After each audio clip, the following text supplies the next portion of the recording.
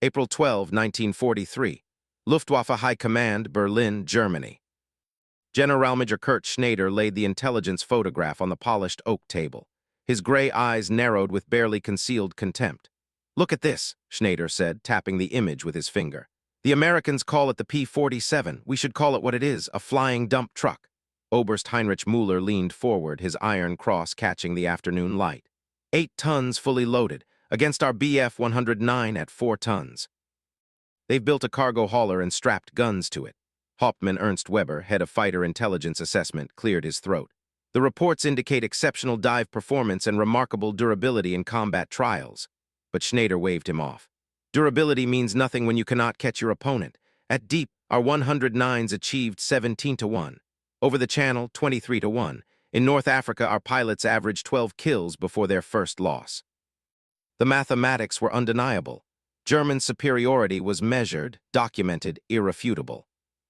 What Schneider didn't know, what none of them could have known as they studied that photograph in their Berlin headquarters, was that the P-47 Thunderbolt would destroy 11,874 enemy aircraft within 30 months.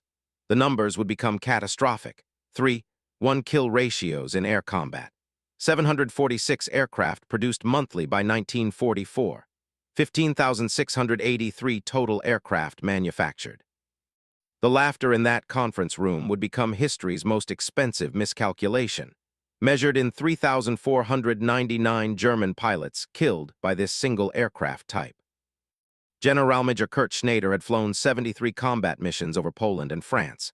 His victories totaled 18 confirmed kills. He had personally witnessed the Bf-109's superiority against British Spitfires over Dover, watched American P-38s turn away from combat over Tunisia, evaluated captured Soviet fighters, and found them primitive. At Abbeville, German fighters had achieved kill ratios of 8-1 against RAF formations. At Schweinfurt, Luftwaffe pilots had destroyed 60 B-17s in a single afternoon. At Regensburg, another 47 heavy bombers had fallen.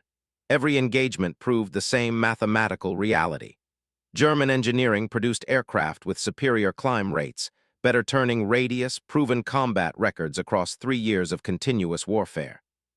The Messerschmitt Bf-109 specifications supported this confidence. Maximum speed, 386 mph at 21,000 feet. Rate of climb, 3,100 feet per minute. Wing loading, 40 pounds per square foot. Service ceiling, 37,000 feet. Empty weight, 4,189 pounds. Time to 16,400 feet, 5.7 minutes. These numbers represented refinement through combat, engineering perfected through necessity. The aircraft carried 2 13 machine guns and 1 20 cannon. German pilots had mastered this weapon across Poland, France, Britain, North Africa, and Russia. Recent American performance validated German assessment. Over Schweinfurt on October 14, 1943, American bombers suffered 26% losses. Over Regensburg, 15%. The P-38 Lightning had proven vulnerable in combat over Tunisia, with German pilots reporting easy victories against the twin-engine design. American bomber crews nicknamed missions into Germany maximum effort because survival seemed unlikely. The 8th Air Force was losing bombers faster than replacement crews could be trained. American air doctrine was failing against German fighter superiority.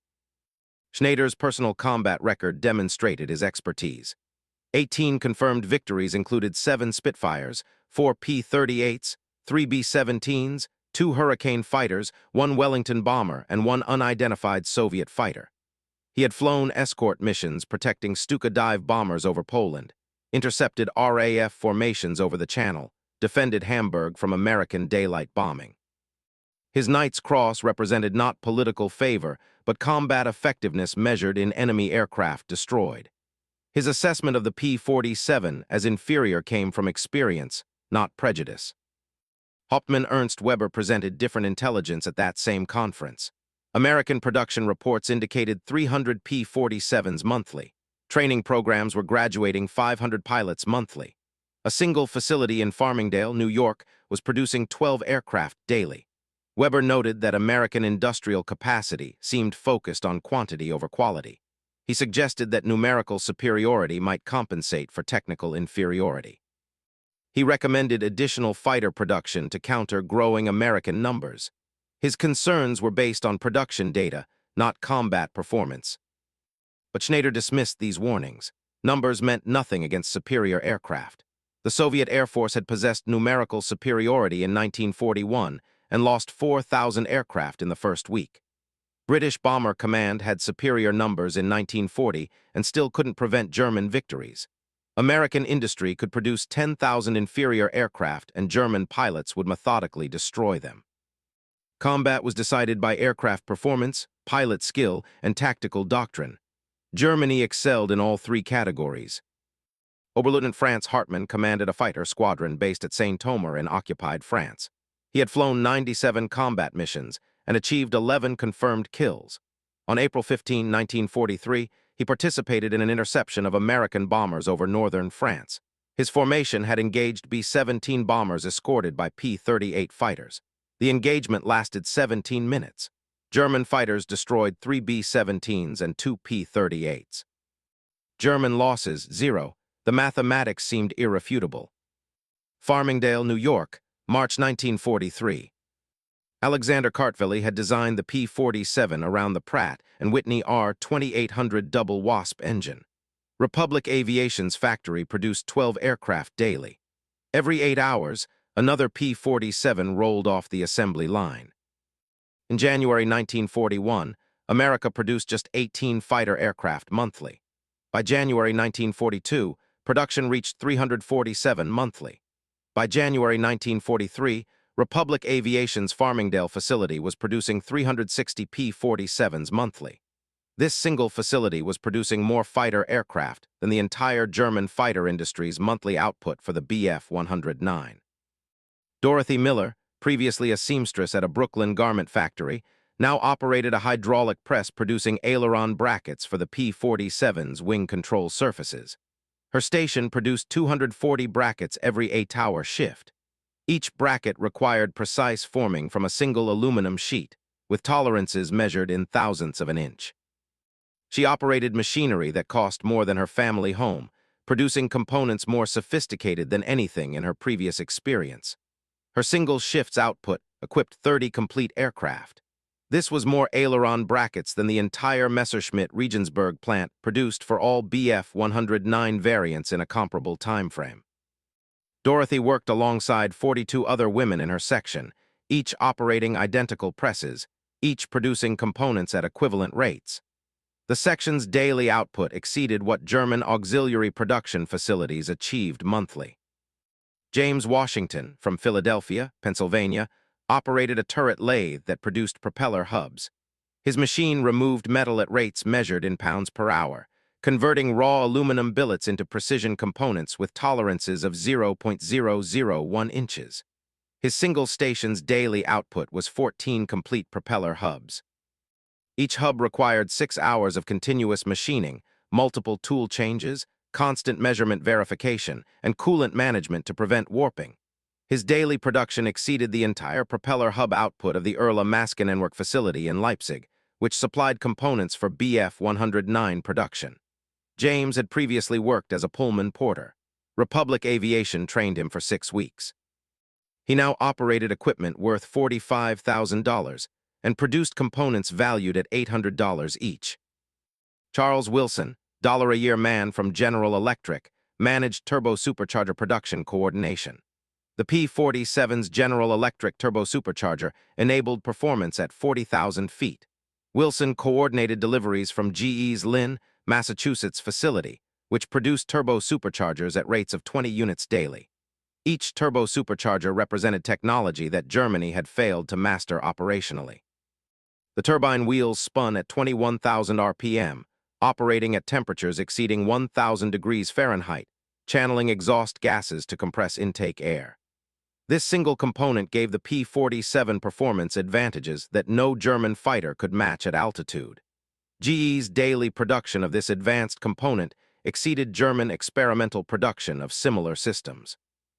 Americans discarded 400 pounds of aluminum shavings daily from machining operations at Republic Aviation. Germany allocated 280 pounds of aluminum monthly to an entire auxiliary production facility. American workers swept these shavings into bins for recycling. a waste stream that represented more material than German secondary manufacturers received for producing trainer aircraft components. The discarded material from one day's production exceeded what German factories rationed across an entire month of operations. The waste from single-shift operations at Farmingdale exceeded Germany's total auxiliary aircraft production capacity. Workers discarded defective rivets, scratched aluminum sheets, failed welds, incorrectly drilled components, and rejected assemblies. Quality control inspectors rejected any component failing to meet specifications. German factories would have reworked these parts, filed down imperfections, accepted marginal quality. American factories threw them away and made new ones. The rejection rate was 3%. This 3% waste represented more aircraft components than some entire German facilities produced. Workers threw away sandwiches in the cafeteria that Germany rationed by the gram.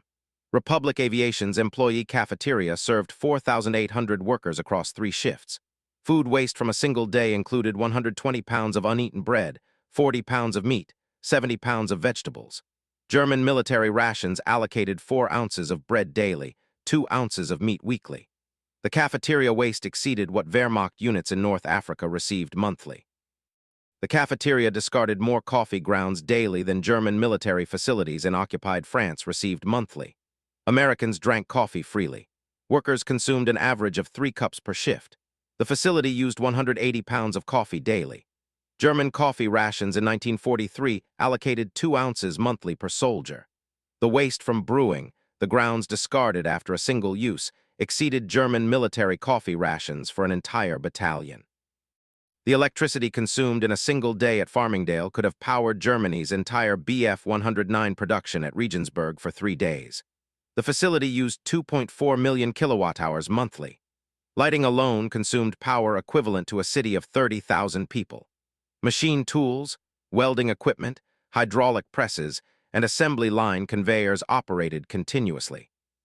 Germany rationed electricity for military production, scheduled operations during specific hours, limited lighting to essential areas.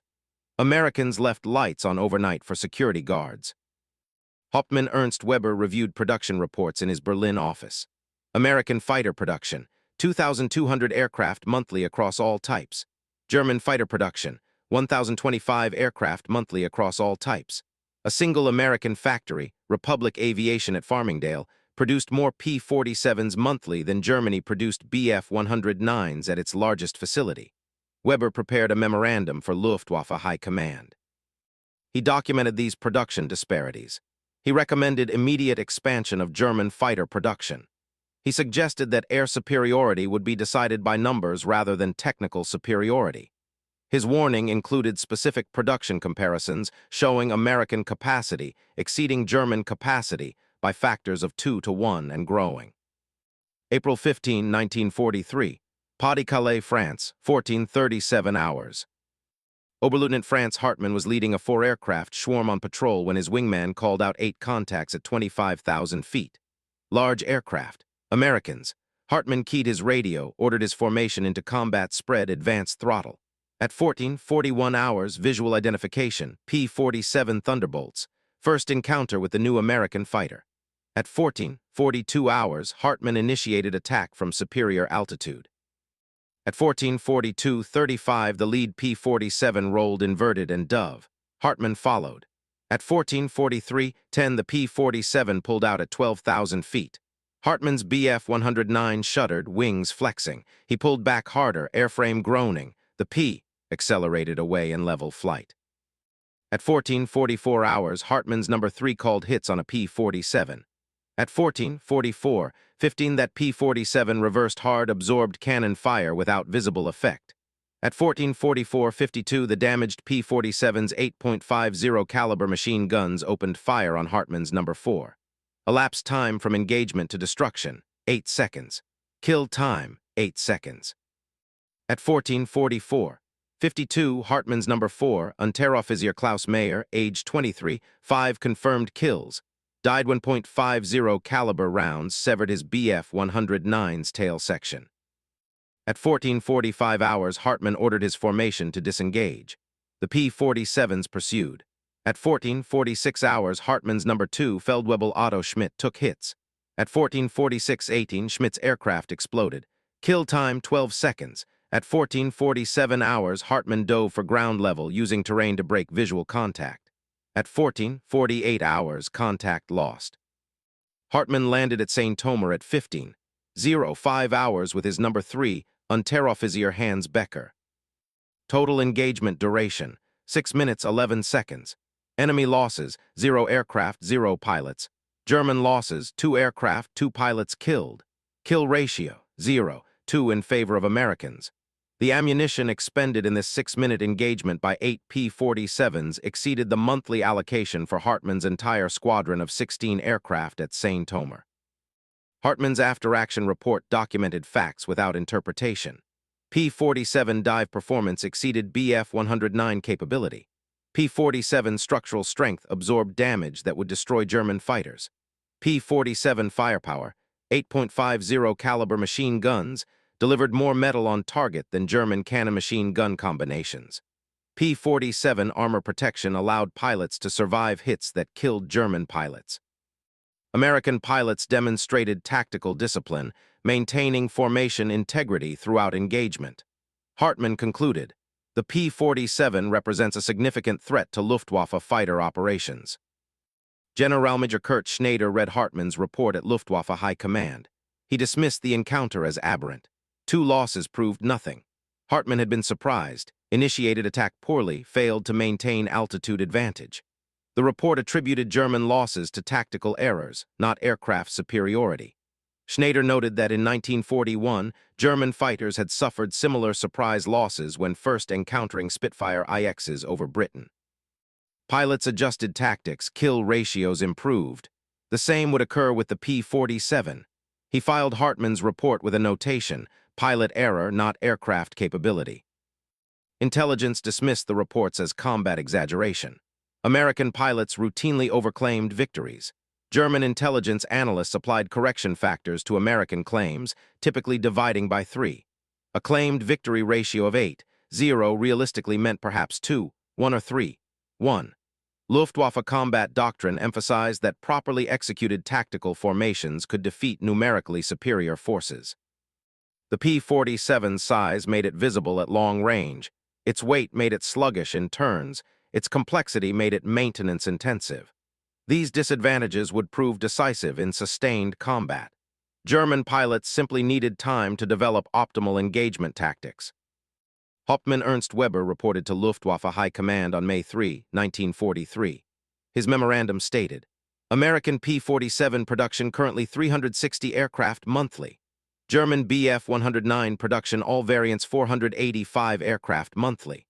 However, American production is concentrated on a single type optimized for escort duties, while German production is dispersed across 4 major variants. By July 1943, American P-47 inventory will exceed 1,400 aircraft. Current P-47 combat loss rate indicates 2% per mission. This loss rate is sustainable given production capacity. Recommendation: increase German fighter production by minimum 40% to maintain numerical parity in Western theater. American P-47 production, 360 monthly at Farmingdale, New York. German Bf-109 production, 485 monthly across multiple facilities including Regensburg, Wiener Neustadt, and Erla Maskenenwerk. A single American factory, Republic Aviation Farmingdale, was producing 74% of Germany's total single-engine fighter output. When considering only Bf-109G variants optimized for combat, the comparison became more stark. 360 P-47s monthly versus 320 Bf-109GS monthly. The single American facility exceeded Germany's primary fighter production. German aircraft production consumed the output of 12 major assembly plants, 17 auxiliary production facilities, and 240 subcontractor workshops. American P-47 production centered on 1 main facility supplemented by 6 major subcontractors. German production dispersal reduced efficiency, complicated logistics, increased vulnerability to bombing. American production concentration maximized efficiency but created a single point of failure. However, American industrial capacity meant that even concentrated production exceeded German dispersed output. American pilot training graduated 500 pilots monthly across all types. German pilot training graduated 280 pilots monthly. American training programs allocated 240 hours flight time before operational assignment. German training allocated 160 hours. American fuel availability permitted unlimited training flights. German fuel restrictions limited training to essential minimum hours. American pilot quality remained adequate despite rapid expansion. German pilot quality remained high, but numbers were insufficient. They tried mass formations. The Americans maintained formation discipline through coordinated attacks. They attempted to separate P-47s from bomber formations. The Americans kept tight escort positions, refusing to pursue decoys. They tried diving attacks from superior altitude. The P-47s followed them down and caught them in the pullout. They attempted head-on passes against bomber formations. The P-47s intercepted before German fighters reached firing range. May 4, 1943, over Saint-Omer, France, 11:23 hours. 12 Bf-109s from JG-26 intercepted a formation of 36 B-17s escorted by 48 P-47s. Oberleutnant Franz Hartmann led his swarm toward the bomber formation at 23,000 feet. At 11:24 hours, 8 P-47s dove on his formation. At 11:24:35, Hartmann's wingman called break right. At 11:24:42, Unteroffizier Hans Becker's aircraft took hits. Elapsed time from P-47 engagement to destruction, 7 seconds. Kill time, 7 seconds. At 11:25 hours, Hartmann reversed hard left. The P-47s followed through the turn. At 11:25:30, Hartmann dove. At 11:25:55, 3 P-47s were still in pursuit. At 11:26:15, Hartmann leveled at 8,000 feet. The P-47s closed range. At 11:26:40, Hartmann's aircraft took hits in the right wing. At 11:26:55, more hits in the fuselage. At 11:27:10, Hartmann radioed his position and condition. At 11:27:30, he rolled inverted and bilayed out. Total engagement duration, 4 minutes 7 seconds. Hartmann's swarm, 4 aircraft engaged. Results, 2 destroyed, 1 pilot killed Hans Becker, 1 pilot captured Hartmann, 2 aircraft returned damaged. American losses, 0. Kill ratio, 0, 2 plus 2 damaged. The fuel consumed by 48 P-47s during this engagement exceeded the weekly allocation for the entire JG-26 fighter group based at Saint-Omer. Hauptmann Ernst Weber presented updated intelligence on May 15, 1943. American P-47 strength in England, 780 aircraft. American combat loss rate, 1.8% per mission. German combat loss rate against P-47 escort missions, 4.2% per mission. Weber's analysis showed the kill ratio inverting. In April, German fighters achieved 1-2-1 against P-47s. In early May, the ratio was 0-8-1. German losses were exceeding German victories in combat against the American fighter. Weber's memorandum included specific production data. Republic Aviation Farmingdale production rate, 12 aircraft per day, 360 per month. Curtiss-Wright Buffalo facility began P-47 production in March, 4 aircraft per day, 120 per month. Combined American P-47 production, 16 aircraft per day, 480 per month. Weber noted that this total exceeded Germany's production of all single-engine fighters by 15 aircraft per day. He stated that American production capacity made air superiority in the West unattainable regardless of combat outcomes. Generalmajor Kurt Schneider reviewed Weber's analysis. He noted that production numbers reflected American industrial capacity, but not combat effectiveness. Germany had defeated numerically superior opponents throughout the war. Soviet Air Force in 1941 had possessed more aircraft than Germany and still lost. French Air Force in 1940 had adequate numbers and still failed. Numbers meant nothing without proper tactical doctrine, pilot quality, and aircraft performance. German advantages in these categories would overcome American quantity. But Weber persisted. He documented that American pilot training quality was improving. Early P-47 pilots in March had shown poor tactical discipline.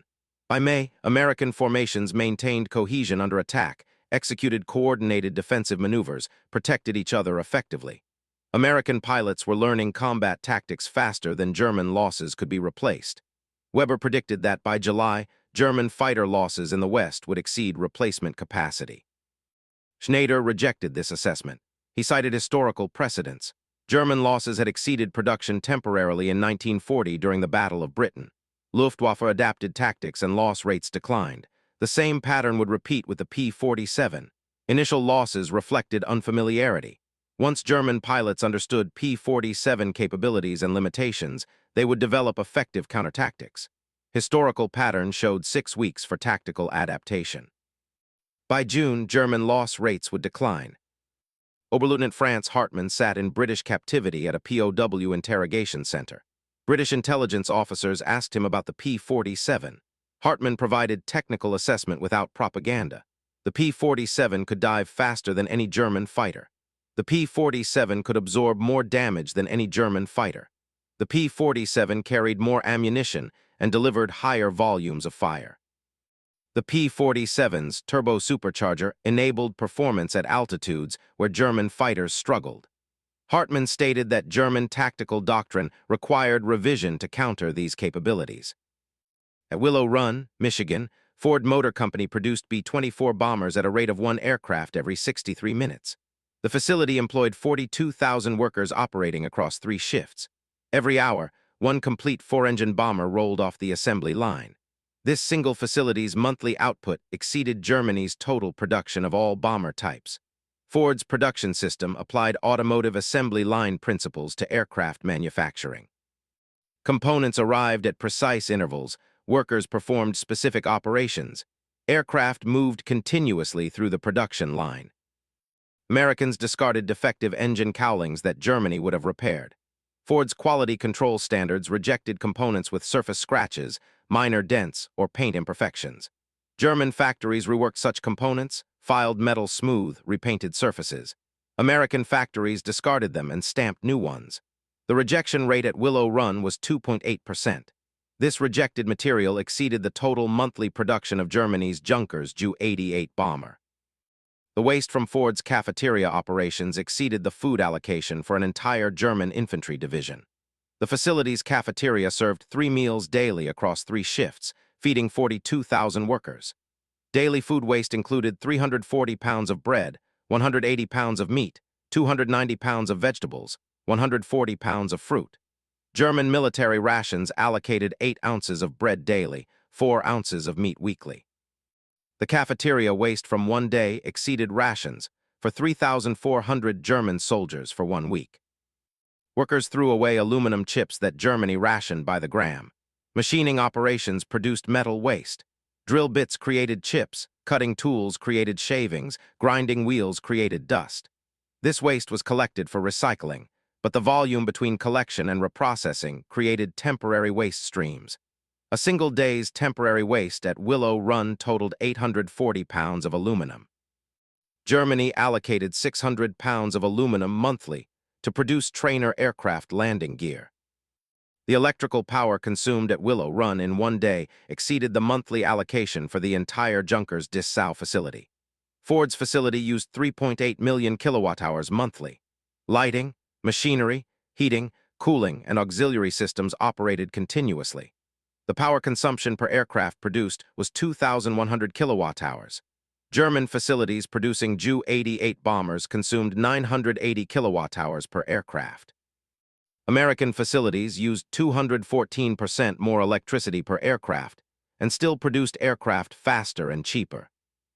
Scrap aluminum from a single day at Republic Aviation exceeded Germany's monthly allocation for auxiliary fighter production. Farmingdale facility generated 1,200 pounds of aluminum scrap daily from machining, forming, and assembly operations. This scrap was collected, melted, and recast into new billets, but the processing cycle took 6 weeks.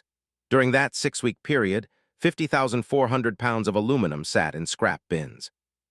Germany allocated 34,000 pounds of aluminum monthly to produce components for training aircraft. Discarded ammunition in American testing facilities exceeded German combat allocation for an entire fighter group. Eglin Field in Florida test-fired P-47 armament, consuming 400,000 rounds monthly in testing. This testing verified ammunition quality, weapon reliability, and ballistic performance. German fighter groups received ammunition allocations of 180,000 rounds monthly for combat operations. American testing consumed more ammunition than German combat. This single testing facility's monthly expenditure exceeded the combat allocation for 32 German fighters. Republic Aviation's paint facility discarded more paint daily than German facilities received monthly. Aircraft finishing required precise paint application, specific film thickness, proper curing. Rejected paint due to contamination, incorrect mixing, or expired shelf life was discarded. Daily paint waste at Farmingdale was 40 gallons. German aircraft plants received paint allocations of 35 gallons monthly. American waste exceeded German allocation by 14%. Hauptmann Ernst Weber compiled comprehensive production comparisons for Luftwaffe High Command in June 1943. American fighter production all types, 2,400 aircraft monthly. German fighter production all types, 1,180 aircraft monthly. American bomber production all types, 2,800 aircraft monthly. German bomber production all types, 490 aircraft monthly. American transport aircraft production, 580 aircraft monthly. German transport aircraft production, 140 aircraft monthly. Every category showed American production exceeding German production by factors of 2 to 1 or greater. Weber documented that a single American facility, Willow Run, produced more bombers monthly than Germany's entire bomber industry. He noted that Ford had converted automobile production to aircraft production in 18 months. He observed that American automotive companies, previously uninvolved in aircraft manufacturing, now produced more military aircraft than Germany's purpose-built aircraft industry. He concluded that Germany could not match American production capacity, regardless of resource allocation. His memorandum stated, "The fundamental assumption underlying German military strategy was that wars would be decided quickly, before industrial capacity became decisive. This assumption is now proven false. American industrial capacity is converting to military production at rates that exceed our maximum theoretical output. We are not competing against American aircraft companies. We are competing against American automobile companies that have repurposed their production lines. This competition is unwinnable."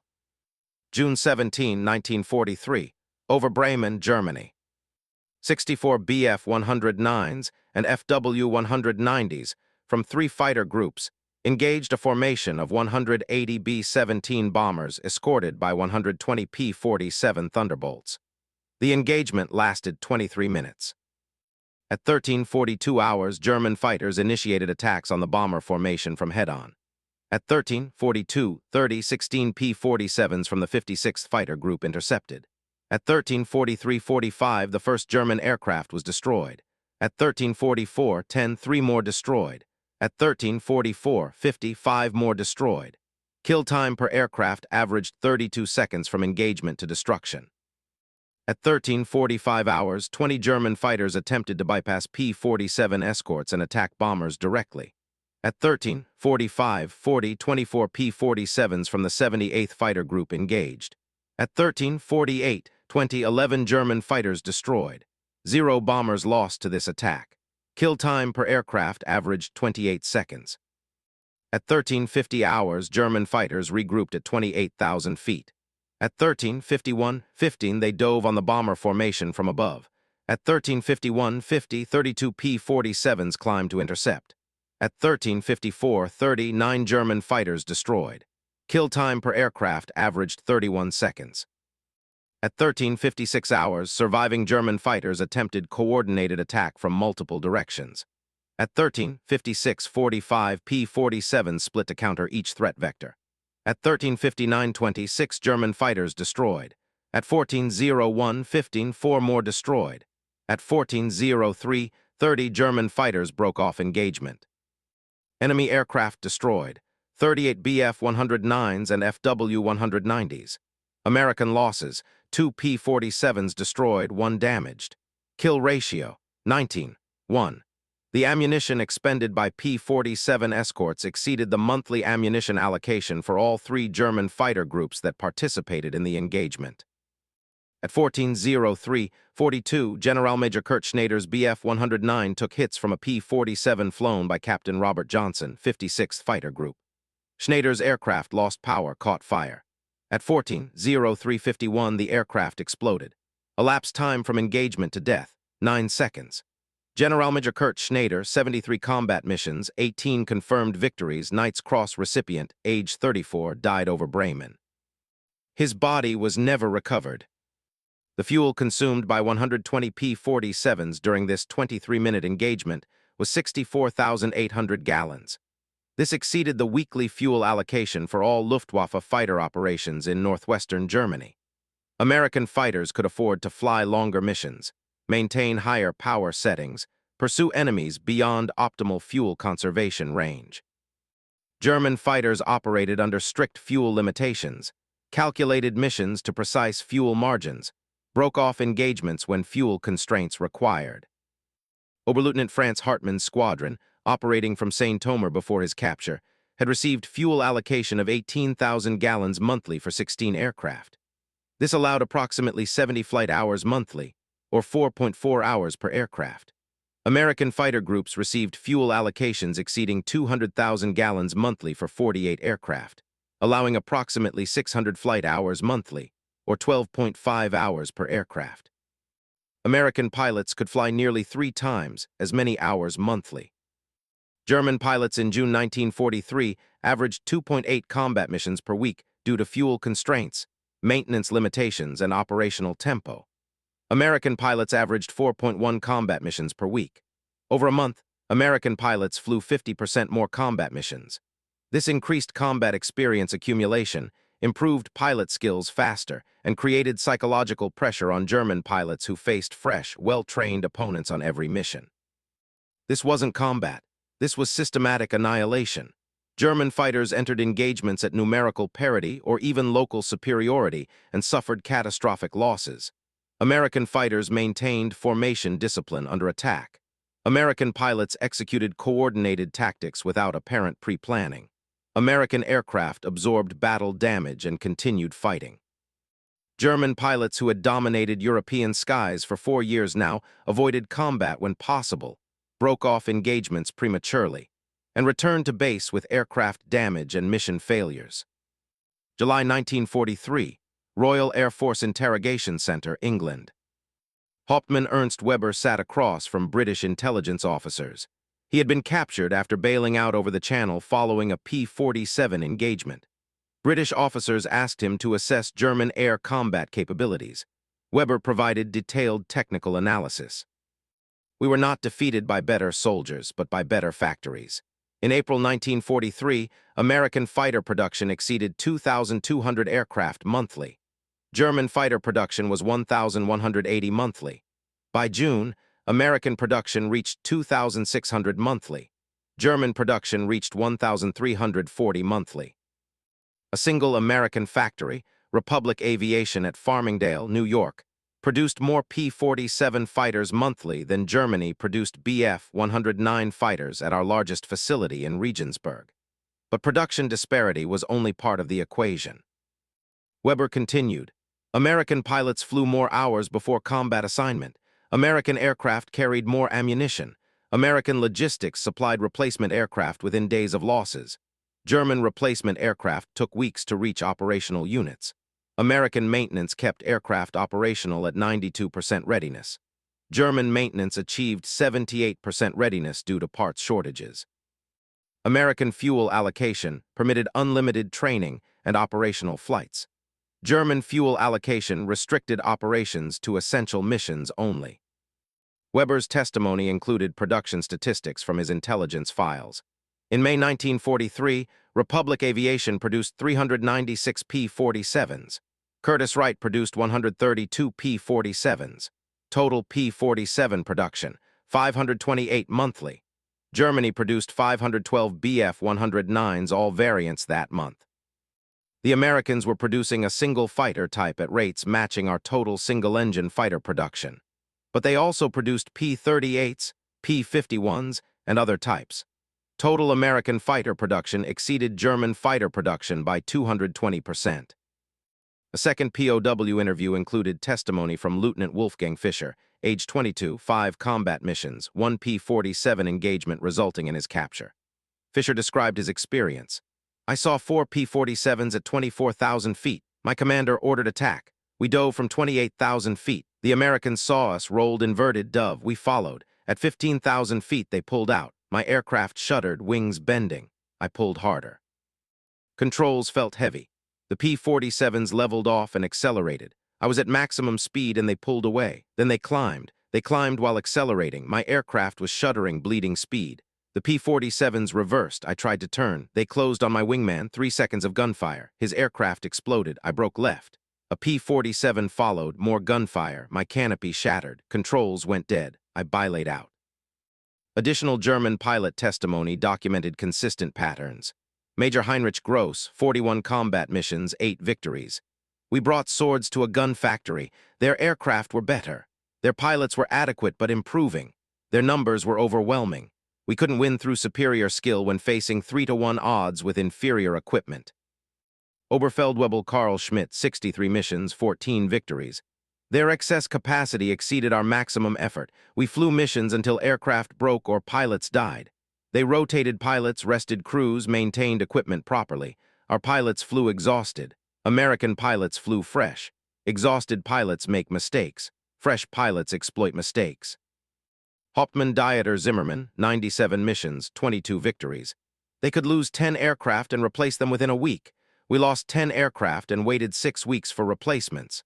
Time spent waiting was time they spent training new pilots, building more aircraft, developing better tactics.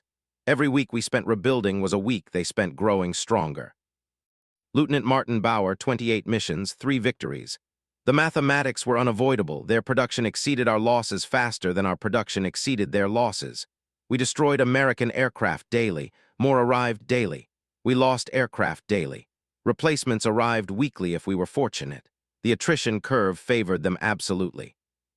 Production statistics stated by captured German intelligence officers confirmed the disparity.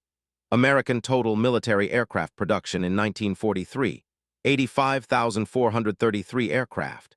German total military aircraft production in 1943, 24,807 aircraft. Single American factories exceeded German national production in specific categories. Willow Run bomber production, 4,200 B-24s annually. German bomber production all types, 4,649 annually. One American factory produced 90% of Germany's total bomber output. American fighter production 1943, 23,988 aircraft. German fighter production 1943, 10,898 aircraft. American production exceeded German production by 220% in fighters alone. When including bombers, transports, trainers, and other types, American production exceeded German production by 344%. Single categories showed even larger disparities. American transport aircraft production 1943 was 7,870. German transport aircraft production 1943 was 1,268. American production exceeded German production by 620%. American aluminum production 1943, 920,000 tons. German aluminum production 1943, 250,000 tons. American production exceeded German production by 368%. This aluminum disparity limited German aircraft production regardless of factory capacity. Raw materials, not manufacturing capability, constrained German output. American factories had more aluminum than they needed. German factories rationed every pound. American aviation gasoline production 1943, 450 million gallons. German aviation gasoline production 1943, 180 million gallons. American production exceeded German production by 250%.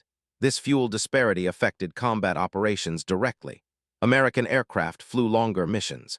American pilots trained more hours. American bombing raids continued regardless of weather.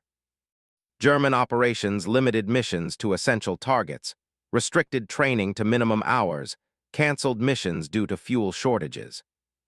Hauptmann Ernst Weber's final testimony included strategic assessment. Germany lost the air war when American industry converted to military production. We could not match their capacity. We could not sustain their loss rates. We could not replace our pilots as fast as they killed them. We could not produce aircraft as fast as they destroyed them. Industrial capacity determined the outcome. Military skill became secondary to productive capacity.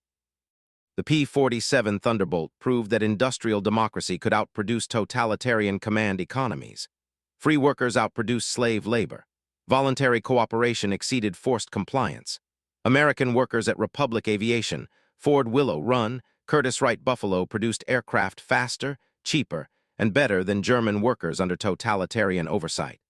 Democratic societies demonstrated that freedom enabled productivity rather than hindering it. The P-47 represented not just superior engineering, but superior social organization. The integration of women and minorities into American production demonstrated that inclusive societies accessed larger talent pools than exclusionary societies. Dorothy Miller's aileron bracket production exceeded German equivalent output because American society utilized her capabilities rather than restricting her to traditional roles. James Washington's propeller hub production exceeded German equivalent output because American society trained him rather than excluding him. Democratic inclusion created competitive advantages that totalitarian exclusion could not match. Social openness translated to industrial strength. Free market competition drove innovation faster than centralized planning. American aircraft companies competed for military contracts.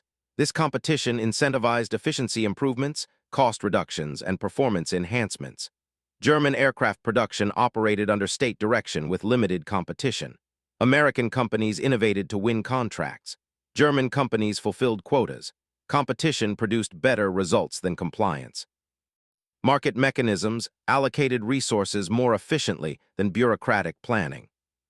Industrial abundance buried ideological superiority under 15,683 P-47 Thunderbolts, each weighing 8 tons fully loaded, each capable of destroying enemy aircraft and ground targets, each produced by workers who volunteered their labor rather than compelled to serve. The weight of that production, measured in tons of aircraft, thousands of missions flown, hundreds of thousands of combat hours logged, crushed German air superiority through sheer material accumulation. April 12, 1943. Generalmajor Kurt Schneider had laughed at the P-47 Thunderbolt, calling it a flying dump truck, dismissing its combat potential based on German technical superiority and historical victory ratios. June 17, 1943. Schneider died over Bremen when that same aircraft type destroyed his fighter. His mockery became history's most quantifiable miscalculation, measured in 11,874 enemy aircraft destroyed, 3,499 pilots killed, and industrial production ratios exceeding 3-to-1 in every category. The mathematics that seemed irrefutable in April proved catastrophically wrong by June. German technical superiority meant nothing against American industrial capacity. German pilot skill meant nothing against American numerical advantage. German tactical doctrine meant nothing against American material abundance. The P-47 validated a fundamental principle. Sustained wars are won by factories, not fighters. Nations that can produce more, faster, cheaper, and better will defeat nations that cannot, regardless of battlefield courage or tactical excellence. The lesson remains: dismissing democratic nations as weak because they prefer peace or underestimating free people's productive capacity invites catastrophic miscalculation. The P-47 Thunderbolt proved that peaceful democracies possess latent productive capacity that, once mobilized, exceeds totalitarian capacity by decisive margins. The flying dump truck that Germany mocked destroyed 11,874 enemy aircraft, flew 1.9 million combat sorties, and demonstrated that industrial democracy, when threatened, converts productive abundance into military superiority faster than authoritarian systems can adapt. That lesson, written in aluminum and aviation gasoline and .50 caliber ammunition, remains valid.